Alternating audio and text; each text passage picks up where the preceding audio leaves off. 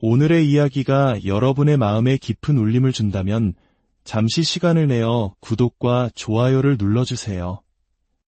여러분의 작은 손길은 하나님의 은혜로운 메시지를 더 많은 이웃에게 전하는 귀한 통로가 됩니다. 이 영상을 공유하는 당신의 삶에 하나님의 평안과 축복이 가득하기를 기도합니다. 우리 중 얼마나 많은 이들이 너무나 쉽게 포기하고 있습니까? 자기 자신에 대해, 사랑하는 가족과 자녀들에 대해, 우리가 섬기는 교회와 몸담고 있는 사회에 대해, 그리고 마침내 우리를 창조하신 하나님에 대해서까지 말입니다. 인내는 단순히 개인의 강인한 성품을 의미하는 것이 아닙니다. 그것은 우리의 영혼을 지키는 필수적인 요소입니다. 오늘 우리는 삶이 힘겨워질 때, 주저앉고 싶을 때, 포기하지 않는 것이 얼마나 중요한지에 대해 깊이 생각해보고자 합니다. 하나님께서 당신을 통해 위대한 일을 계획하셨을 때 사탄의 목표는 아주 단순합니다. 바로 당신을 멈추게 하는 것입니다. 오늘은 구약의 인물 느헤미야의 이야기를 통해 이 영적 싸움의 본질을 들여다보겠습니다. 그가 무너진 예루살렘 성벽 재건을 거의 끝마쳤을 때, 단 몇 걸음만을 남겨두었을 때 원수의 전략이 어떻게 교묘하게 바뀌었는지 함께 살펴보겠습니다. 노골적인 방해 공작에서 달콤한 회유와 거짓말로 말입니다. 느헤미야 5장에서 그는 공동체 내부의 부패와 싸워야 했습니다. 형제들끼리 서로를 착취하고 고리대금으로 고통을 주는 문제였습니다. 느헤미야는 분명히 선언했습니다. 공동체를 다시 세우려면 그 안에 속한 모든 구성원의 윤리적인 삶이 회복되어야 한다고 말입니다. 서로를 속이고 해치면서는 그 어떤 진정한 발전도 이룰 수 없습니다. 이는 개인의 삶도, 가정도, 나라도 마찬가지입니다. 그러나 6장에 이르러 상황은 바뀝니다. 이제 원수의 공격은 공동체 전체가 아닌 리더인 느헤미야 개인에게 집중됩니다. 마치 미식 축구 경기에서 상대팀의 쿼터백을 집중 공격하는 것과 같습니다. 리더를 쓰러뜨리면 팀 전체의 움직임을 마비시킬 수 있기 때문입니다. 느헤미야는 이제 혹독한 개인적 공격의 표적이 됩니다. 느헤미야 6장 1절은 이렇게 기록합니다. 산발락과 도비아와 아라비아 사람 게셈과 그 나머지 우리의 원수들이 내가 성벽 건축을 마치고 허물어진 틈을 남기지 아니하였다 함을 들었는데 그때는 내가 아직 성문짝을 달지 못한 때였더라. 성벽은 거의 완벽하게 보수되었습니다. 무너진 틈은 모두 메워졌습니다. 이제 남은 일은 단 하나, 무거운 성문짝을 제자리에 다는 것이었습니다. 정말로 거의 다 온 것이었습니다. 바로 이 순간 느헤미야는 인내라는 가장 큰 시험에 직면하게 됩니다. 그는 머나먼 길을 걸어왔습니다. 폐허가 된 조국의 소식을 듣고 눈물로 기도했던 페르시아의 궁궐에서부터 왕의 허락을 받아 수많은 위험을 뚫고 예루살렘에 도착하기까지, 그리고 반대자들의 조롱과 위협 속에서 밤낮으로 성벽을 쌓아 올리기까지, 이제 그 여정의 끝이 눈앞에 보입니다. 사탄이 당신을 가장 맹렬하게 공격하는 때가 언제인지 아십니까? 바로 당신이 목표 지점에 거의 다다랐을 때입니다. 당신이 하나님 앞에서 가장 진실한 헌신을 다짐하고 그분의 뜻을 이루기 직전에 있을 때 가장 혹독한 시험과 공격이 찾아오는 이유가 바로 여기에 있습니다. 왜냐하면 당신이 거의 다 왔기 때문입니다. 마라톤 선수에게 물어보십시오. 결승선이 보이기 시작할 때, 마지막 언덕을 오를 때 포기하고 싶은 유혹이 가장 크다고 말할 것입니다. 보스턴 마라톤의 마지막 구간에 심장이 터지는 언덕이라는 뜻의 하트브레이크 힐이 있는 것은 결코 우연이 아닙니다. 우리가 반드시 마주하고 넘어서야 할 중요한 과제가 있습니다. 바로 어려운 순간에 포기하지 않는 것입니다. 도저히 해낼 수 없을 것 같은 상황에서도 주저앉지 않는 것입니다. 우리는 너무나 쉽게 우리 자신을, 가족을, 자녀를, 교회를, 사회를, 그리고 하나님을 포기해버립니다. 2절을 보십시오. 산발락과 게셈이 느헤미야에게 사람을 보내어 말합니다.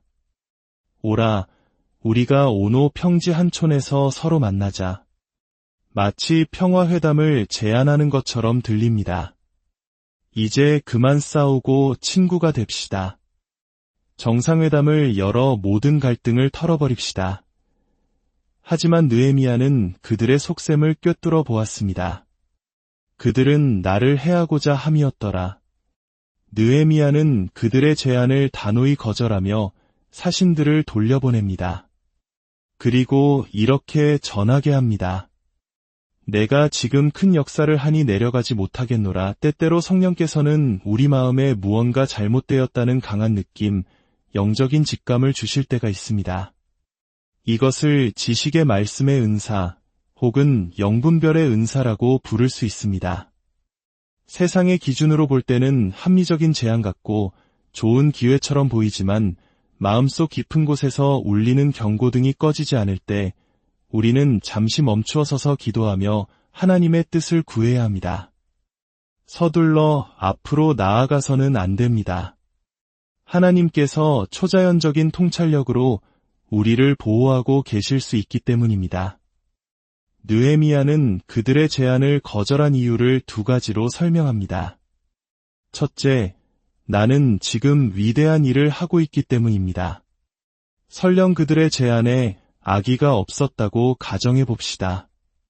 정말 순수한 화해의 제스처였다고 해도 느헤미야의 결정은 변하지 않았을 것입니다. 왜냐하면 더 위대한 일을 하는 사람은 그보다 덜 중요한 일을 하기 위해 자신의 자리를 떠나서는 안 되기 때문입니다. 우리는 하나님의 최선의 계획을 버리고 차선의 선택을 해서는 안 됩니다. 느헤미야가 성벽 위에서 하고 있던 일은 무엇이었습니까? 그것은 바로 하나님의 뜻을 행하는 것이었습니다. 기억하십시오. 우리는 결코 좋아 보이는 어떤 일을 하기 위해 하나님의 뜻을 떠나서는 안 됩니다.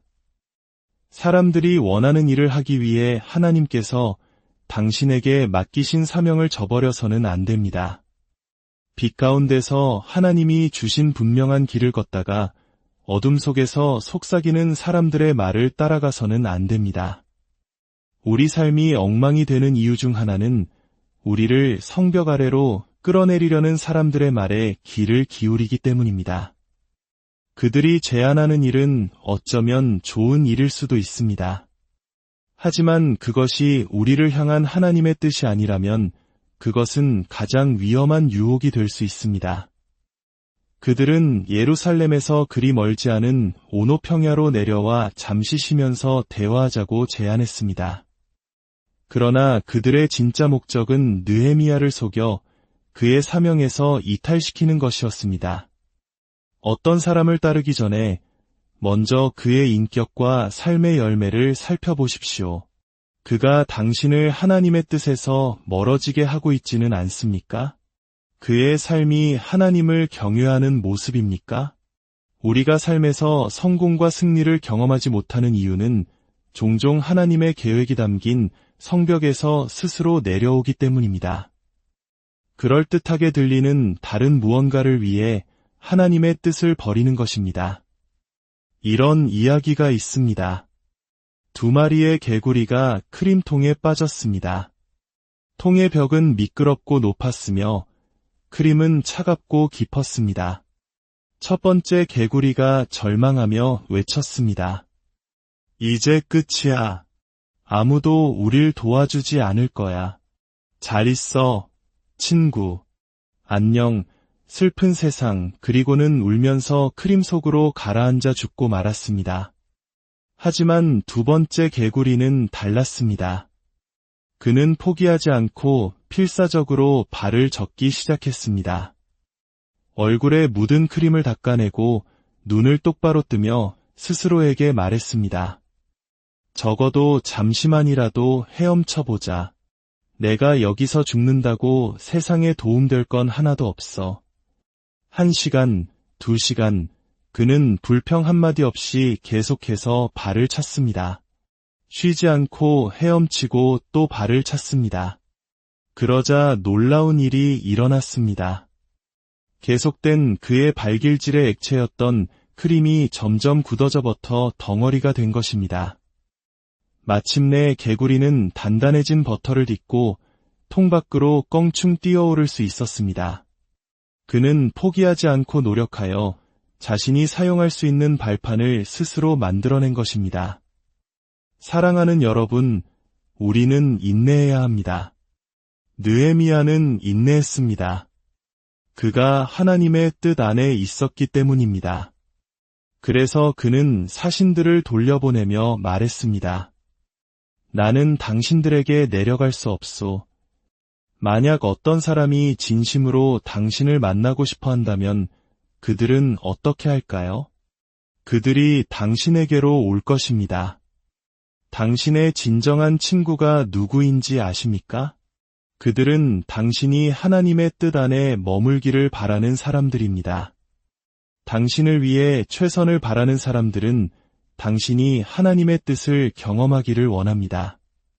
그들은 당신을 하나님의 길에서 끌어내려 하지 않고 오히려 주님 안에서 당신을 격려하고 하나님의 뜻이 이루어지도록 돕습니다. 성경은 그들이 무려 4번이나 같은 제안을 했다고 기록합니다. 그만큼 끈질기게 그를 성벽에서 끌어내리려 했던 것입니다. 그들은 알고 있었습니다. 만약 리더인 느헤미야가 자리를 비우면 나머지 백성들의 의욕과 동기는 순식간에 사라져 버릴 것이라는 사실을 말입니다. 몇 장 앞에서만 해도 이 백성들은 지쳐서 불평하고 있었습니다. 그들에게 필요한 것은 리더가 포기하는 모습을 보는 것뿐이었습니다. 그러면 그들도 즉시 그 뒤를 따를 것이기 때문입니다. 이제 5절부터 두 번째 도전이 시작됩니다. 이번에는 더욱 교활하고 공개적인 방법입니다. 산발랏이 5번째로 그의 종을 보내는데 이번에는 봉하지 않은 편지를 손에 들려 보냅니다. 봉하지 않은 편지란 그 내용이 모든 사람에게 알려지기를 원할 때 사용하는 방법입니다. 마치 왕의 칙령을 광장에서 낭독하는 것처럼 모든 사람이 읽고 소문을 퍼뜨리게 하려는 의도였습니다. 오늘날로 치면 악의적인 내용을 담아 모두가 볼 수 있도록 전체 공개로 SNS에 게시하는 것과 같습니다. 그 편지에는 이렇게 쓰여 있었습니다. 이방 중에도 소문이 있고 가스무도 말하기를 너와 유다 사람들이 반역을 꾀하여 성벽을 건축한다 하니 내가 그 말과 같이 왕이 되려 하는도다. 또 내가 선지자를 세워 예루살렘에서 너를 선전하기를 유다의 왕이 있다 하게 하였으니 이 말이 왕에게 들릴지라. 그런즉 너는 이제 와서 함께 의논하자. 이것은 엄청난 압박입니다. 이제 그들은 느헤미야가 페르시아 왕을 배신하고 스스로 유다의 왕이 되려고 반역을 꾀하고 있다는 거짓 소문을 퍼뜨리는 것입니다. 심지어 선지자들을 매수해서 자신을 메시아처럼 선포하게 했다는 끔찍한 모함까지 덧붙였습니다. 그리고 이 모든 내용을 페르시아 왕에게 보고하겠다고 협박합니다. 만약 왕이 이 소문을 믿게 된다면 느헤미야는 반역죄로 즉시 처형당할 수 있었습니다. 이것은 목숨이 걸린 문제였습니다. 한두 사람의 반대와는 차원이 다릅니다. 악의적인 소문이 퍼져나가 모든 사람의 인식이 되어버릴 때 그 압박감은 이루 말할 수 없습니다. 저 사람은 자기 욕심만 채우려 해 스스로 대단한 사람인 줄 알아 와 같은 말들이 퍼져나갑니다. 이런 절체절명의 위기 속에서 느헤미야는 어떻게 반응했을까요? 그는 먼저 그들에게 사람을 보내어 분명하게 말합니다. 내가 말한 바 이런 일은 없는 일이요 내 마음에서 지어낸 것이라. 이것은 거짓말이며 당신이 꾸며낸 이야기일 뿐이라고 단호하게 선을 긋습니다. 그리고 그는 즉시 그가 가장 잘하는 일을 합니다. 바로 하나님께 기도하는 것입니다. 이제 내 손을 힘있게 하옵소서. 형제자매 여러분, 우리 삶에도 모든 것을 그만두고 싶을 때가 찾아옵니다. 느헤미야는 두려웠을 것입니다. 힘을 잃지 않았다면 힘을 달라고 기도하지 않았을 것입니다. 자신의 혐의가 공개적으로 퍼져나가고 함께 일하던 백성들과 지도자들이 자신을 의심할 수도 있다는 생각, 그리고 이 소문이 왕의 귀에 들어가 왕이 자신을 오해할지도 모른다는 가능성 앞에서 그의 무릎은 떨렸을 것입니다. 지금 이 순간 오랫동안 주님께 충성하며 살아오려 애썼지만 때때로 무릎이 떨리는 분들이 계십니까? 주님을 높이며 살아가려 하지만 모든 것을 버리고 도망치고 싶을 만큼 마음이 힘든 분이 계십니까? 때로는 상황이 너무나 절망적이어서 포기하고 싶을 때가 있습니다. 바로 그때가 느헤미야처럼 기도해야 할 때입니다. 주님, 제 손에 힘을 더하여 주십시오. 제가 주저앉지 않도록 붙들어 주십시오. 하나님께서 당신에게 원하시는 일을 하고 있다는 확신이 있다면 포기하지 마십시오.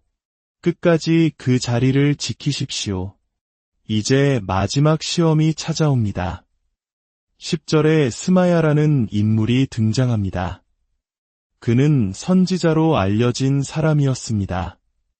스마야는 느헤미야에게 예언이라며 이렇게 말합니다. 그들이 너를 죽이러 올 터이니 우리가 하나님의 전으로 가서 성소 안에 머물고 그 문을 닫자. 그들이 반드시 밤에 와서 너를 죽이리라. 이것은 아주 교묘한 영적인 함정이었습니다. 사탄은 때로 빛의 천사로 가장하여 우리를 속입니다. 거룩해 보이는 모습으로 영적인 언어로 우리를 유혹할 수 있다는 것을 기억해야 합니다. 스마야의 제안은 느헤미야의 안전을 위한 것처럼 보였습니다. 하지만 느헤미야는 그 제안에 담긴 독을 간파했습니다. 구약의 율법에 따르면 성전의 가장 거룩한 장소인 성소 안에는 오직 제사장만이 들어갈 수 있었습니다. 느헤미야는 평신도였습니다. 만약 그가 두려움 때문에 목숨을 구하고자 율법을 어기고 성소로 도망친다면 그는 하나님께 범죄하는 것이며 백성들 앞에서 지도자로서의 모든 권위와 신뢰를 잃게 될 것이었습니다. 그것이 바로 원수들이 노리는 것이었습니다. 두려움을 이용해 그가 스스로 하나님의 말씀을 불순종하게 만드는 것. 느헤미야는 담대하게 대답합니다. 나 같은 자가 어찌 도망하며 나 같은 몸이면 누가 성소에 들어가서 생명을 보존하겠느냐. 나는 들어가지 않겠노라. 그리고 12절에서 그는 깨닫습니다. 하나님께서 그를 보내신 것이 아니라 도비야와 산발랏에게 뇌물을 받고 내게 이런 예언을 함이라. 하나님께서 당신에게 분명히 말씀하신 것이 있다면 그분은 결코 다른 사람을 통해 그 말씀과 모순되는 것을 말씀하지 않으십니다. 많은 이들이 경제적인 두려움 때문에, 관계의 두려움 때문에, 미래에 대한 두려움 때문에 하나님의 말씀을 불순종하라는 유혹을 받습니다. 속지 마십시오. 하나님의 말씀을 불순종하는 것은 우리가 가서는 안 될 곳으로 가는 것이며 그 끝에는 영적인 죽음과 파멸만이 기다리고 있을 뿐입니다. 마침내 이 모든 시험을 이겨낸 후의 결과를 보십시오. 15절입니다. 성벽 역사가 52일 만인 엘루럴 25일에 끝남에 수많은 위험과 고난과 함정을 통과한 후에야 하나님의 뜻은 이루어집니다. 하나님의 계획을 완성하는 길은 결코 쉽지 않습니다. 당신의 삶에 산발락과 도비야와 게셈이 없다면, 당신을 두렵게 하고 넘어뜨리려는 원수의 공격이 없다면 어쩌면 당신은 하나님의 뜻과는 다른 길을 걷고 있는 것일지도 모릅니다. 성경은 말합니다. 너희가 여러 가지 시험을 당하거든 온전히 기쁘게 여기라. 시험은 우리를 하나님의 뜻으로 이끌어가는 필수적인 과정입니다. 그러므로 지금 어려운 시간을 보내고 있다면 포기하지 마십시오. 오히려 이렇게 기도하십시오. 주님, 제가 걸어가야 할 길을 보여주시고 순종할 힘을 주시고 끝까지 따라갈 능력을 주십시오. 그리고 이 이야기의 가장 아름다운 결말은 16절에 있습니다. 우리의 모든 원수와 주위에 있던 이방 족속들이 이를 듣고 다 두려워하여 크게 낙담하였으니 그들이 우리 하나님께서 이 역사를 이루신 것을 알미니라. 당신이 마침내 목적지에 도달했을 때 하나님을 잊지 마십시오. 하나님께서 당신의 삶에 귀한 배우자를 보내주셨을 때 하나님을 잊지 마십시오. 당신의 사업이 성공했을 때, 무너져가던 당신의 세상이 다시 회복되었을 때 하나님을 잊지 마십시오. 오늘날의 가장 큰 비극은 우리가 그토록 원하던 것을 얻고 난 후에 우리가 어떻게 그곳까지 왔는지를 잊어버리는 것입니다. 느헤미야는 고백합니다. 이 모든 일은 우리 하나님께서 도우셨기에 가능했다고 말입니다. 여호와께서 집을 세우지 아니하시면 세우는 자의 수고가 헛되며 오늘날 우리가 겪는 비극은 우리가 하나님을 잊었다는 데에 있습니다. 우리에게 있는 힘과 능력과 에너지가 모두 그분에게서 왔음을 잊어버렸습니다. 당신이 성공적인 삶을 살고 있다면 그것을 부끄러워할 필요는 없습니다. 다만 하나님을 잊지 마십시오. 당신에게 행복한 가정을 주셨다면 그것이 단지 당신의 성격 때문이라고 생각하지 마십시오. 하나님을 결코 잊지 마십시오. 오늘 저의 도전은 이것입니다. 당신의 삶, 당신의 가정, 당신의 미래를 향한 하나님의 뜻 안에서 그 길을 굳건히 걸어가십시오. 하나님의 뜻과 타협하지 마십시오. 당신이 하나님을 잊는다면 하나님께서 당신을 데려가고자 하는 그곳으로 갈 힘과 도움을 결코 얻지 못할 것이기 때문입니다. 이제 기도하겠습니다. 사랑의 하나님, 오늘 느헤미야의 이야기를 통해 포기하지 않는 믿음의 중요성을 깨닫게 하시니 감사합니다. 지금 이 순간 삶의 무게에 눌려 포기하고 싶은 마음으로 주저앉아 있는 당신의 자녀들을 위해 기도합니다. 마치 성벽 재건의 마지막 단계에서 가장 큰 시험을 만났던 느헤미야처럼 끝이 보이지 않는 터널 속에서 힘겨워하는 이들에게 찾아가 주십시오. 느헤미야가 주여, 이제 내 손을 힘있게 하옵소서라고 기도했던 것처럼 지친 우리의 손을 강하게 붙들어 주시옵소서. 세상의 달콤한 유혹과 거짓된 속삭임에 넘어가지 않도록 분별의 영을 주시고 오직 주님의 위대한 일을 끝까지 완수할 수 있는 인내와 용기를 허락하여 주시옵소서. 이 모든 역사를 이루시는 분은 오직 우리 하나님이심을 모든 사람이 알게 하옵소서. 우리 주 예수 그리스도의 이름으로